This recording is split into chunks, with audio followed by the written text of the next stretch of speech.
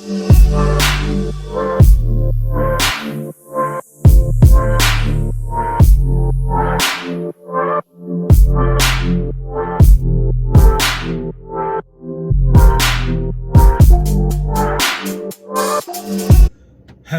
and welcome to SULKNATIONtv.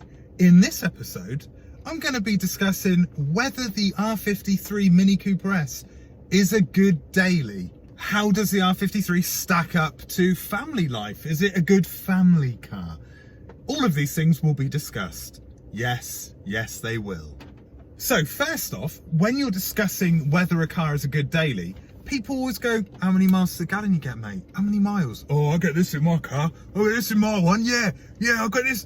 They do that. They, you know, not all of them. They don't all go and speak outside their mouth, but some of them do. And for those people, let's discuss miles per gallon. Now I'm looking at one of my dual clocks in Now I'm looking at one of my dual clocks in front of me, and I've got the average fuel consumption up. And at the moment, it's a heady 24.9 miles to the gallon. Now, this is a combination of spirited driving through woods and on the motorway sort of mileage. Not much pootling around town, but that's not very good really, is it? 24.9 miles to the gallon isn't that good. And that's what I'm getting currently.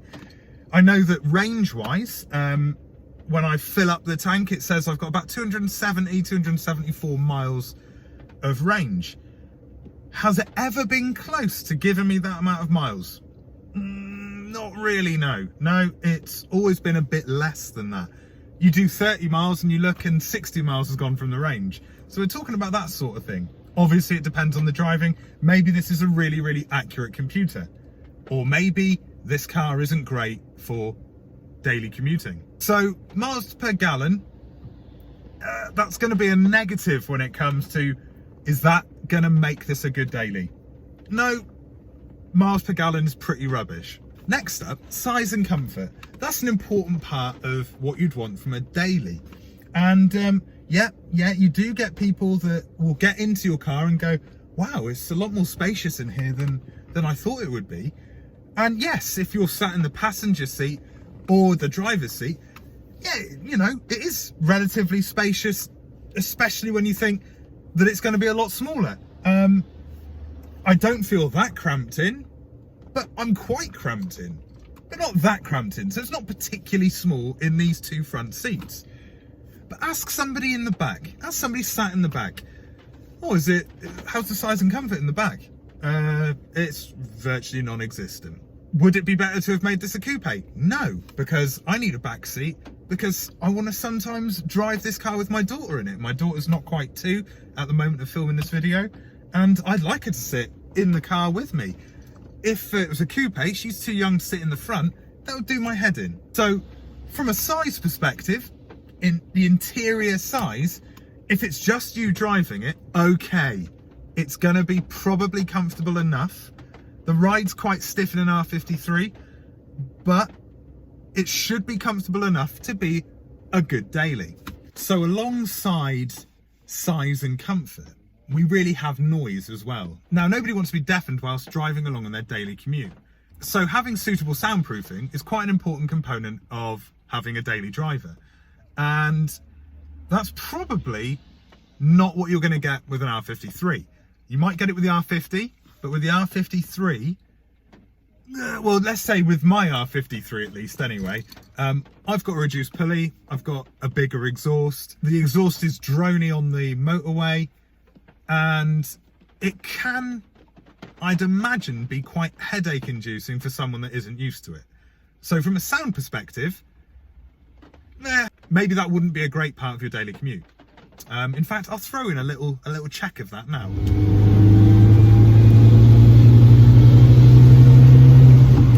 But yeah, loud. The car is loud. See, maintenance. Now, another important aspect of a daily is maintenance. So how much does it cost to keep a car on the road? How reliable is it?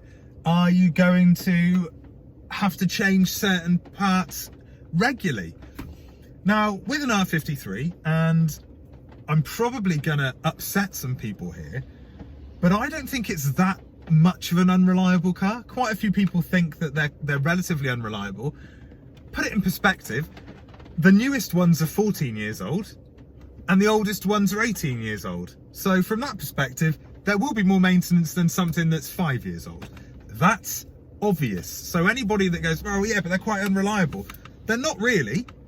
Things go on cars. Now let's look at the positives of the R53 when it comes to things like maintenance.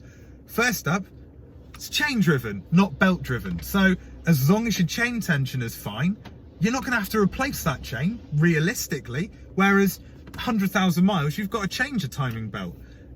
To change the timing belt in my Golf, it cost £500. I should have maybe done it myself. I'm not that good. That's why I didn't. Pay someone who's better. That's what I always say. I don't always say that. Don't know why I even suggested I always say that. I certainly don't go, pay someone better. Yeah, in every aspect of my life. So yeah, timing chain rather than belt. That's good. Ignore the leaks. Yes, a lot of older cars get leaks. R53s are quite renowned for having a few different areas of oil leakage within the engine bay. And, you know, that's the sort of maintenance that most of the time is relatively inexpensive, sometimes can be expensive.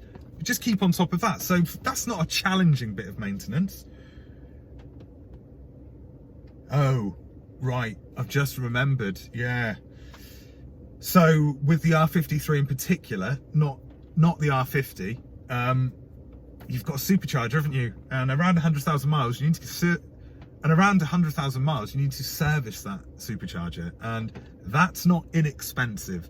That's relatively expensive. It gets classified mainly, I think, in America as the 100,000 mile service, which is generally a major service on the car, including a supercharger service. It's not cheap. You could do it yourself, but I didn't do it myself. I paid a fair amount of money to have it done, and I'm glad I did, because the car was on 104,000 miles when I had it done.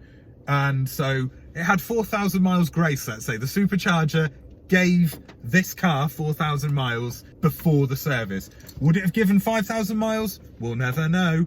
Maybe, maybe not. So that's like a timing belt sort of issue. 100,000 miles, timing belt. In this case, you've got your supercharger service.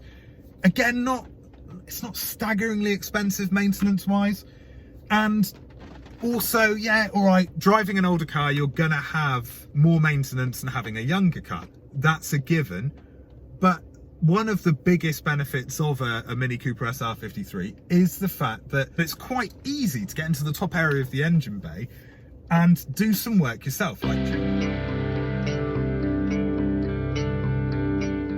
So yeah, somebody's pulled in front of my car in a loud diesel Volvo. So if you hear a diesel engine ticking over whilst I'm filming, that's because I want to carry on filming even though somebody's been quite ignorant. I'm parked in a quite nice place for other drivers, so bit of an arse move there, really.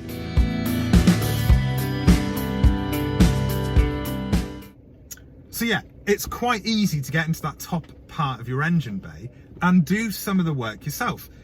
Maintenance wise, most of it's quite simple. Most of it you could do yourself. Some of it you definitely shouldn't or can't if you're not a mechanic. So really it's a 50-50 whether it would be a good driver because of the maintenance. Another important part of having a daily car is drivability. Now, nobody wants to be bored whilst commuting. Of course they don't. Boredom is already going to be there in your day-to-day working life. If you can find a car that's engaging and enjoyable to drive, then you should definitely do that. And the Mini Cooper S R53 definitely gives you that in spades. It gives you a whole heap of fun. You've got a supercharger, you've got sounds that go with it, you've got a nice big twin exhaust, you've got excellent handling capabilities, you've got a really generally engaging drive every time you step into one of these. So the R53 wins there from the point of view of, yes, definitely get one if you've got short, but you know, let's say country lane driving, perfect daily driver. But what about having it as a family car? Now, you know, a lot of people have a daily driver, a daily car.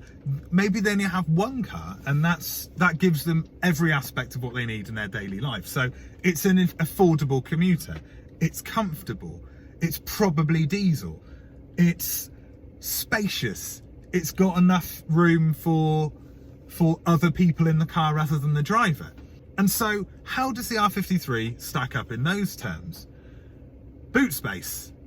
Yeah, not a great deal of boot space. Yes, you can drop the seats, you can drop the rear seats and have like a normal car's worth of boot space, but it doesn't have good boot space. What about passengers sat in the back? Well, I've kind of gone over this a bit already.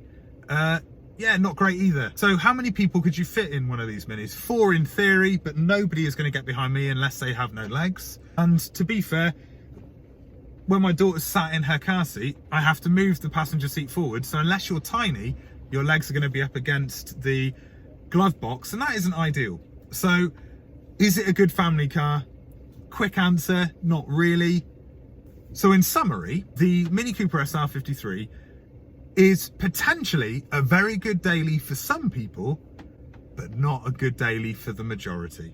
Now, I love this car, and thankfully I'm in a position where I've got a car that, you know, you could call a weekend car. Yes, I do like to take it out during the week. So I'm fortuitous enough to know that. I understand that not everybody's going to be in the same position as me. If you've got one of these cars and you're on your own, or there's just 2 of you, then perfect daily driver, as long as you're, you know, just bipping around. Long distance daily commuting, maybe not so much. At the end of the day, all cars have their unique features that make them suitable for you. I love my R53. I love it more than any other car I've ever driven, but it doesn't mean it would be a good daily for me. If I didn't have a daily, if I didn't have my diesel Golf, then, you know, this would be a hard car to do what I need to do work-wise, and this be my only mode of transport. It would be an expensive, slightly uncomfortable long-distance driver. But for a lot of people, this is an absolutely acceptable daily. If you're willing to get your hands a little bit dirty, if you're willing to understand that having a slightly older car means that you've got to be on top of maintenance a bit more, and if you don't really care about miles per gallon, and you are one of those people that is smiles per gallon, this is the perfect daily driver for you. So I hope you've enjoyed the video. Check out the YouTube channel, subscribe, turn on notifications, but most importantly, enjoy. Although I would like you to subscribe, but most importantly, enjoy. And until the next time, I've been me, you've been you, and well done for that.